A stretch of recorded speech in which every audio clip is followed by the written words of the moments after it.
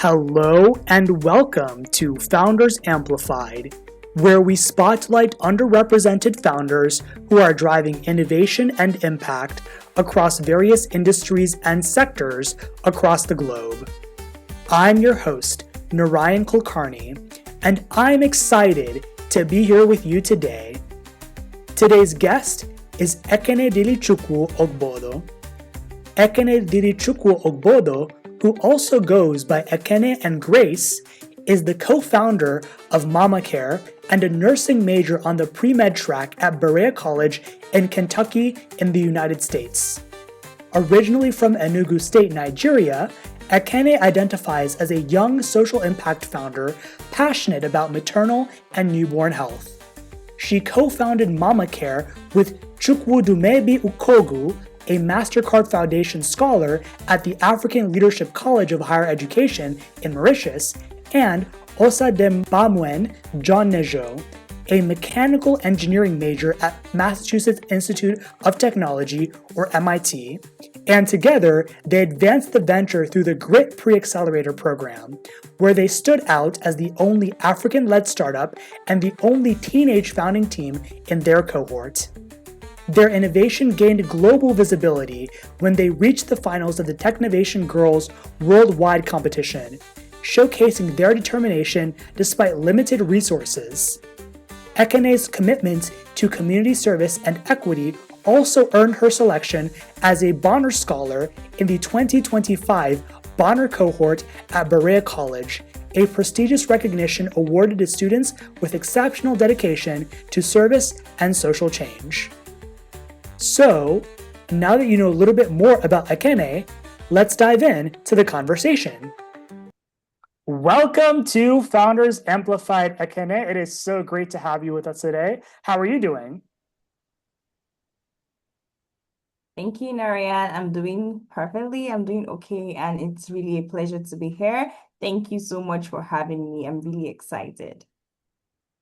And thanks again for being here. And yeah, let's get started. So the first thing I'd like to learn a little bit more about is your journey. So can you tell me and our audience a little bit about what led you to become a founder, and if there is any moment or experience that sparked that decision? Oh, there are actually moments that led up to that, but I think the number one thing that I would actually say that pushed me into becoming a founder was Technovation and having a very supportive team. I knew that there were problems in my community, especially around postpartum care and maternal health. As a health worker myself, a certified nursing assistant, I saw so many problems in this particular area, but I didn't see myself as someone that could create a real solution. So when Technovation came along, it completely changed that because I got a very supportive team. It was the first time we were building something from scratch. We were pitching to judges and we watched our idea turn into something real. I had to go long distances to find somewhere that I could get access to internet because where I stay, it doesn't have very good internet. So I had to travel long distances to get to a very stable internet connection location. And I worked under tough conditions. But our successes each step of the way, winning the regional pitch, the semifinals, showed me that, oh, it's really meaningful when you can build something. It changes lives, and also seeing how mothers reacted to our app, reacted to our outreaches, it showed that, oh, from little you can actually build something big. Okay, well said. Thanks for sharing. I find it wonderful to hear that you've had, it sounds like, experience working in the area, then it also sounds like, and from like very early, but then it sounds like Technovation really gave you that push to form a team, build something meaningful, and also directly see an impact in the lives of mothers, even though, to a point that you mentioned, having to travel to different parts of Nigeria where there's like varying internet connections and varying cultural differences is a Yeah. challenge. So again, I applaud and I'm amazed to hear that. Now I'd like to learn a little bit more about your solution. So we talk in the intro, you've heard a little bit about Mama Care to our audience, but I'd love to learn, in your opinion, Ekene, what are some things that make Mama Care a bit more unique or different, or it might make people say, "Oh, I've never thought about addressing the problem in that way before." Okay, so the thing is, there are multiple mental health apps that have to do with maternal mental health, especially postpartum depression. But the problem we notice is that there are not so many of those apps that are addressed to Nigerian mothers or maybe rural mothers. And so it's not really tailored to them and it's not specific for them. So they get lost in the midst of the drama. So we decided to make something that is relatable to Nigerian mothers, rural mothers, and even including a language translation side of the app in which there are multiple various local languages in the app. There's Igbo language, Hausa, Yoruba, and even Pidgin in the app. So in that way, mothers can, if they don't know how to speak English, they can actually switch to that language they are okay with. Even the AI chatbot communicates with them in that different language, which makes them feel welcome. And then also for those apps, they don't really guide them towards healthcare professionals around their locality. But when you come to Mama Care, you notice that, oh, this is an app that if you tell them your location, they can direct you to a healthcare professional around you. So in that way, we are bringing it home. That's the entirety of Mama Care. We are bringing it home. It's not like postpartum depression has not been handled before, but we are handling it in a way that we're bringing it home. Hmm. Thanks so much for sharing. I love the way that the expression bring it home.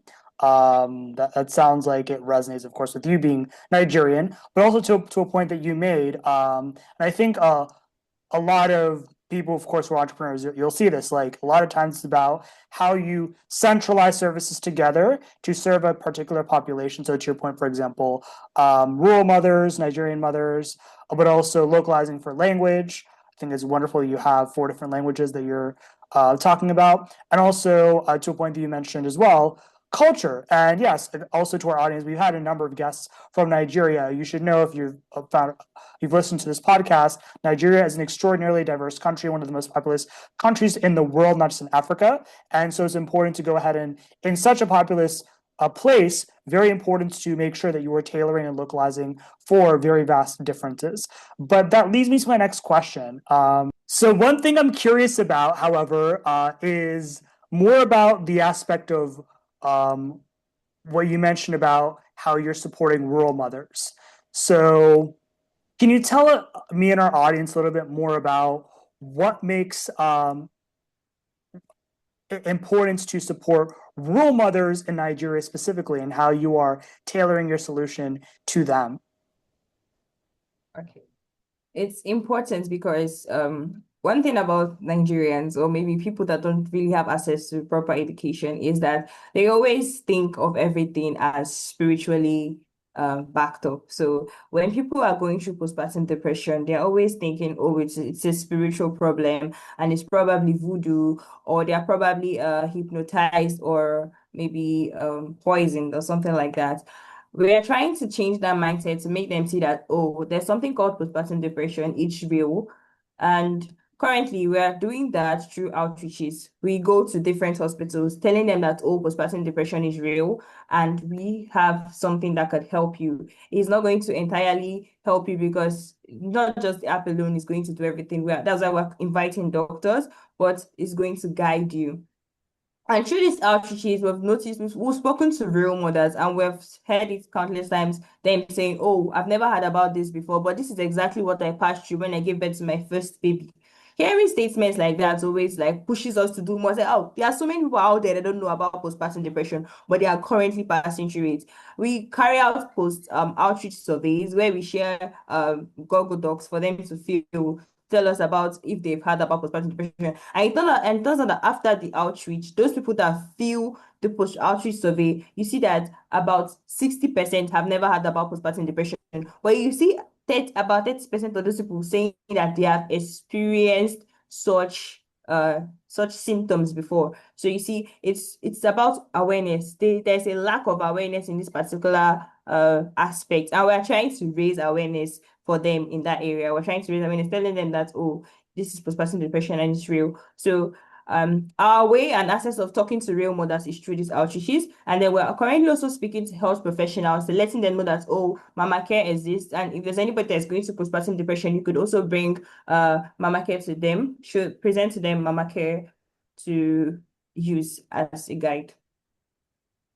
Well said. I appreciate that you talked about two things which I think are really important. So, first of all, the aspect of how um, culture and more specifically religion layers onto one's understanding of health. That, of course, ties to Anita, for example, cultural competence and care, but also appropriate health education. And then to a point about outreach towards doctors. And I say this is important because I live in the US. I've worked in rural states in the U.S., but also in more. I've done projects in more suburban parts of the U.S. in healthcare, where yes, like there are varying levels of health literacy, and particularly for OB/GYN care, there are even in a very educated country like the U.S., where there is very high literacy, things like that. There are still substantial care deserts, especially for OB/GYN care, and that's a really important issue. So I appreciate that you're taking the dual approach of course, talking directly to patients, but also to healthcare providers.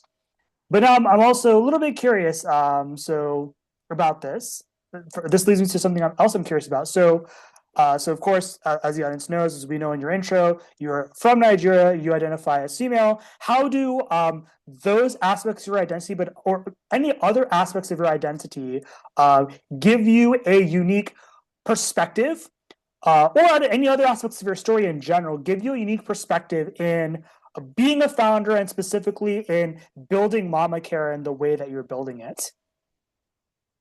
Okay.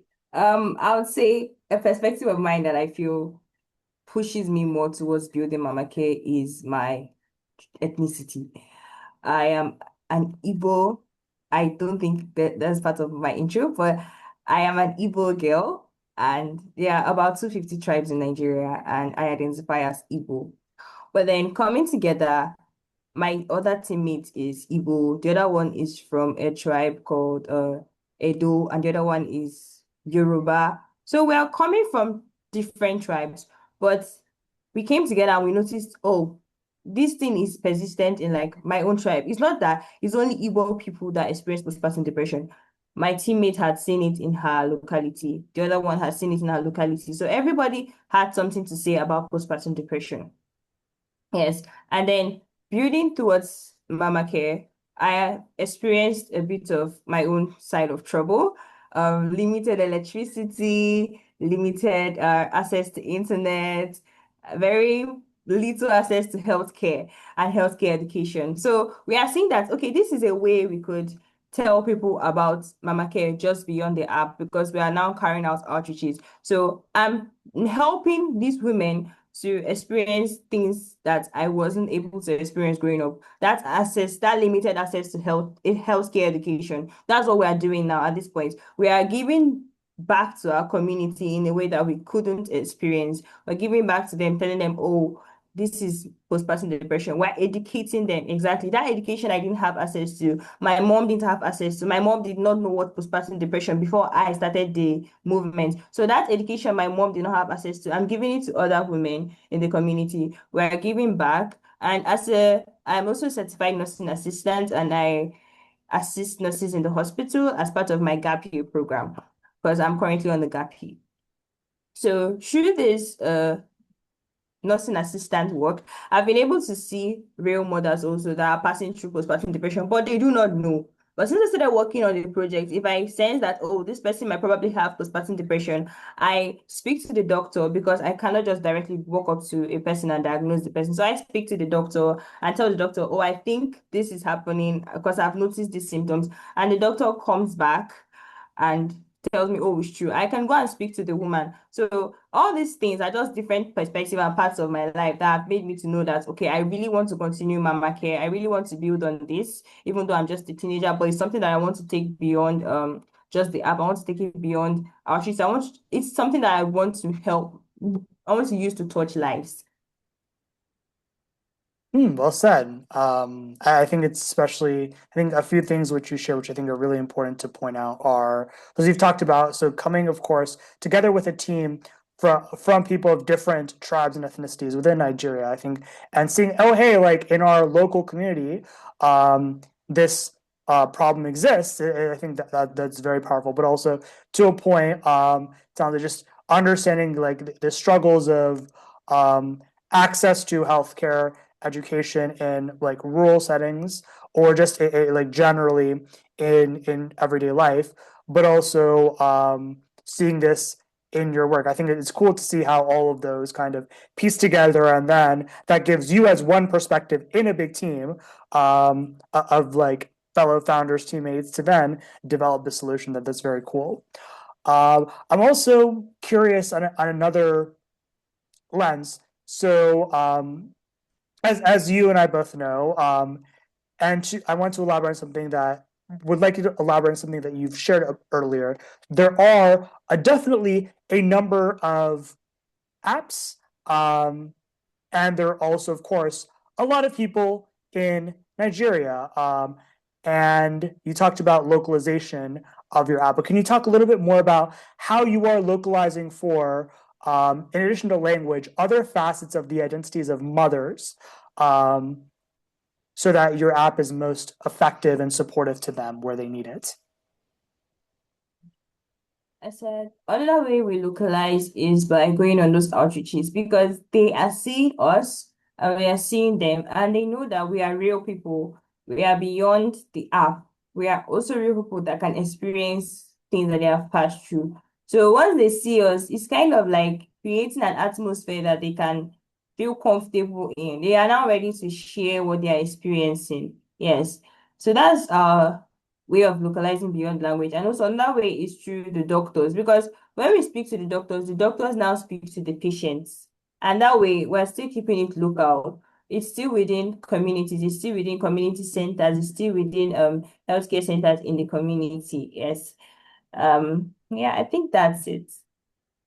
Okay, well said. I especially appreciate you talking about going directly to physicians who are part of the community and also different, like, sounds like different types of healthcare facilities, which are, because as we both know, there are different ways in which care is delivered, and tailoring that to something that's more resonant in the community can be very powerful.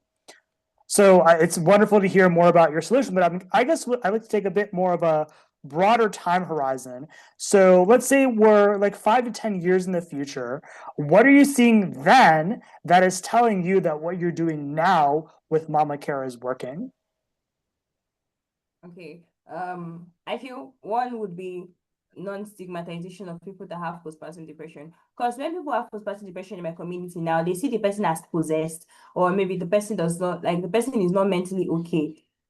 They are just feeling like this person has a problem and the person has been possessed. Yes. So when in 5 years' time I see that oh people are not stigmatized when they have postpartum depression, people can be easily diagnosed and their family supports them. Yes, I know, oh wow, the community is changing. That's one positive impact. And then when mothers can easily ascertain that, oh, I think I'm having symptoms of postpartum depression, and they can now go to the hospitals by themselves, like present themselves in the hospital without anybody having to take them there. That's another thing. And then the local governments adopt the platform as part of routine maternal care, like because we have a health screening app, a postpartum screening side of the app. So people, governments and hospitals utilize them as part of like maternal care, like postpartum care. When people come to the hospital for postpartum care, they are going to use Mama Care's screening side, like the screening section of Mama Care to screen and know does this person have any onset of postpartum depression that we could most look out for. And then another thing would be fewer mothers are diagnosed with postpartum depression because if these things are identified early, it won't go so far. We can nip them at the bud. So the main thing is being able to nip them at the bud. And I really hope that in 5 years' time, postpartum depression is taken to the barest minimum. Well said. Especially appreciate that you're talking about culture shifts and also government level adoption, which of course is challenging to do, but at scale, a meaningful solution can certainly make it there. And on top of course, as you've talked about, better process and outcome metrics in terms of maternal care. So that's wonderful. Now, what's I'm sure you learned quite a bit on your journey. What's one thing that you know now that you wish you had known before you started? Okay, one thing I wish I knew is that it's not going to be easy having to make people use your app, having to make people believe you and trust you. It's not going to be easy. And I think because we are teenagers, it's a little bit more difficult, but as we're going, we're learning from every single mistake that we make and we're growing. I feel we are growing. We're going and we're growing. It's not going to be easy. And another thing again is that you don't have to wait for everything to be perfect before you start. Your first version will be messy. Your first outreach will be scary. Like, oh, I'm going to talk to mothers. Exactly. That kind of feeling is going to be scary. But then as you keep on going, clarity comes, you find yourself growing, you find yourself growing through those adversities. Yes. So building Mama Care has taught me that progress beats perfection. Just the fact that you are growing, it doesn't have to be perfect. You're just growing. Exactly. It beats perfection anytime. Well said. Classic entrepreneurial lessons, but at the same time, amazing here coming from you, giving your age, context, perspective. Now, how can people find you and how can they support your work? Okay, my case available to download just for Android at the moment at Up to Down. I'll share the link, and you can also follow us on LinkedIn and Instagram. You could also partner with us for community outreaches because we plan to go on a lot more of those, and then connect us to mental health organizations that you feel would love our work and be able to tell people about us, and then provide access to mentorship for us. Yes, we would love that. Thanks so much for sharing. And to our audience, you can find more information about Mama Care in the show notes. Now it's time for our signature question. Can you please fill in the blank? I amplify. I amplify mothers' voices because when mothers are supported, communities thrive. Well said, very powerful. And yeah, so thanks so much, Ekene, for being here and sharing your journey and insights. It was really cool to hear about you and your story, but also more broadly, what you're doing with Mama Care and the impacts it's enabling in the world. I also just want to pause and celebrate you for being an incredible founder, person, an individual who's building in this space. So I think as I reflect on our conversation, a few things I think that are really cool and important, and which I think are amazing are so. First of all, given your youth, but also your drive to solve a problem um, with a team, I think that's really powerful. Finding people who are like-minded of slightly different backgrounds, but with a common purpose. I think that is really powerful to do at your stage. I think something else which I love that you mentioned was you are really keeping in mind the needs that rural mothers have, the needs that Nigerian mothers have, but translating it from things that you, for example, you have experience, which is related to them. So, for example, as I've talked about, you may not have the direct experience of like being a mom with postpartum depression, but like you have been in rural settings, you are from that context, and you're able to translate that. That takes a level of empathy, that takes a level of maturity to be able to do, and I think that's wonderful. And addition to, for example, as you talked about, your experience as a CNA, and finally, I think one thing that's really fantastic is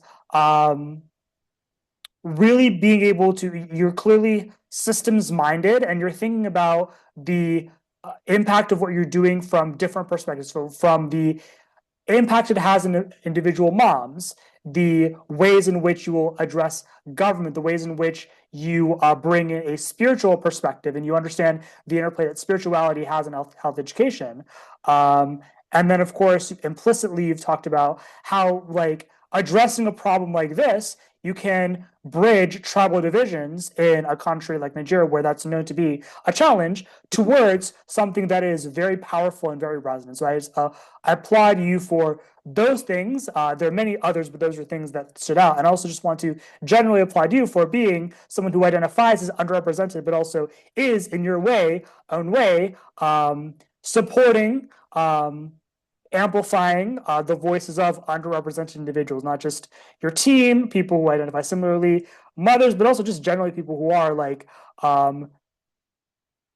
growing, building in the very vast, very needed, currently underserved, but rapidly expanding women's health and femtech space. So kudos and thank you, Ekene. Thank you, Narayan. It has really been a pleasure being here and hearing those supportive words from you. I feel really elated and I feel really pushed to continue going, knowing that you are seeing me. Thank you for Founders Amplified for being able to like amplify the voices of underrepresented founders. Like I'm a teenager and I'm here, and it wouldn't have been possible if not for Founders Amplified, letting the world know that oh, we're doing something and we're driving impact. Thank you very much. I really appreciate this, and I know that our mothers and the people who've been helping, they are going to be so excited to see that we've been featured on this podcast. It has really been a pleasure. Thank you very much.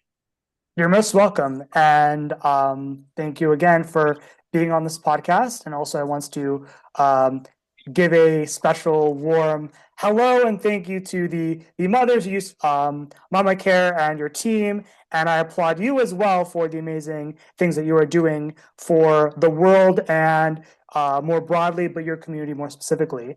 So I look forward to, again, thanks again for an amazing conversation. I look forward to being in touch. I'm sure we'll have many more conversations. But as it's the end of our episode, I'd like to say bye for now. Bye.